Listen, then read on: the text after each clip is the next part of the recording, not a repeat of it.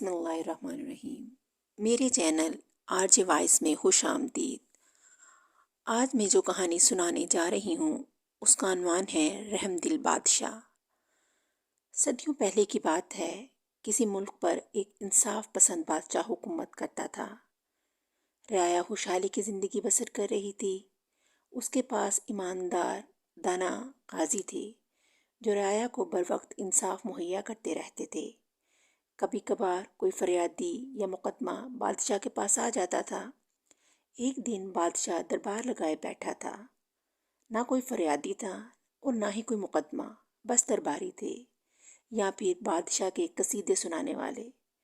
اس نے دربار برخاست کر دیا، صرف اس کا وزیر اس کے ساتھ تھا۔ بادشاہ نے کہا، یہ کیسی زندگی ہے، نہ کوئی ضرورت مند، نہ کوئی مظلوم، کوئی فریادی بھی نہیں ہے، آخر اس کی وجہ کیا ہے؟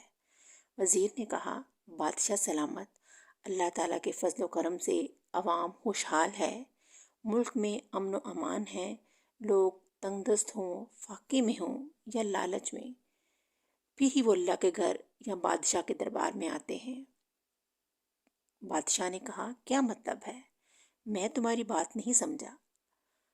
بادشاہ نے حیرت سے پوچھا، بادشاہ سلامت، اگر طلب ہوگی تو فریادی بھی آئیں گے اور ضرورت مند بھی آئیں گے۔ آپ دیکھ لیں، رمضان شریف میں مسجدیں نمازی سے بھری ہوتی ہیں۔ ان دنوں ایک نیکی کا اجر 700 گنا تک ہوتا ہے۔ جو ہی رمضان ختم ہوتا ہے، وہی چند بوڑھے نمازی کھانستے ہوئے مسجد میں موجود ہوتے ہیں۔ اللہ کے گھر کا جب یہ حال ہے، جو کہ ہر گلی محلے میں ہے، آپ کے دربار میں لوگ اتنی دور کیوں کر آئیں گے؟ آپ کے قاضی انصاف دیتے ہیں، لوگوں کو آپ کی پرواہ نہیں ہے، نہ ضرورت نہ فریادی ہیں۔ میں تمہاری اس مثال سے مطمئن نہیں ہوا، کسی عملی کام سے ثابت کرو۔ بادشاہ نے کہا۔ وزیر سوچ میں پڑ گیا، آخر اسے ایک ترکیب سمجھ میں آ گئی۔ ایک دن دربار لگا ہوا تھا، وزیر نے بادشاہ کے کان میں کچھ کہا۔ بادشاہ نے دربار برخاست کر دیا اور خود وزیر کے ساتھ محل کی بالکونی پر چلا گیا۔ وہاں بیٹھ کر جروکے سے باہر دیکھا تو کانٹوں بھری ایک جھاڑی محل کے سامنے پڑی تھی۔ وزیر، عمرا، تاجر اور معززین وہاں سے گزر رہے تھے اور ساتھ ہی اس پر تبصرہ بھی کر رہے تھے۔ کسی نے اسے ہٹانے کی کوشش نہ کی۔ اس پر وزیر نے بادشاہ سے کہا، دیکھا بادشاہ سلامت، یہ سب خوشحال ہیں، انہیں پتہ بھی ہے کہ راستے سے کنکر یا پتھر اٹھانے سے نیکی ملتی ہے، لیکن نہیں۔ اتنی دیر میں ایک بوڑھا شخص آتا دکھائی دیا۔ اس نے جھاڑی کو دیکھا، اسے بڑی مشکل سے راستے سے ہٹا دیا۔ اس دوران کچھ کانٹے بھی اس کے ہاتھ پر لگے، مگر اس نے ہٹا کر ہی دم لیا اور راستہ صاف کر دیا۔ اس بوڑھے کو دیکھ لیں جس نے یہ نیکی کمائی ہے، کیونکہ عمر کے لحاظ سے اسے نیکیوں کا احساس ہے، جبکہ دوسرے لوگوں کے نزدیک اب یہ زندگی بہت بڑی ہے۔ بادشاہ نے کہا، اے وزیر، تیری بات میں وزن ہے۔ واقعی انسان خوشحال ہو، صحت مند ہو، نوجوان ہو، اسے یہ چھوٹی چھوٹی نیکیاں حقیر لگتی ہیں۔ تمہاری بات میں سچائی ہے کہ ضرورت مند ہی دیوانہ ہوتا ہے۔ یہی حال اللہ اور میرے دربار کا ہے۔ اچھا، اب ایسی ترکیب کرو کہ نیکی کرنے والے کو انعام بھی ملے، مگر اسے پتہ بھی نہ ہو۔ وزیر نے کچھ دن کی مہلت مانگی اور ترکیب سوچنے لگا۔ آخر ایک ترکیب اس کے ذہن میں آ گئی۔ ایک دن دربار لگا ہوا تھا، وزیر نے بادشاہ کے کان میں کچھ کہا۔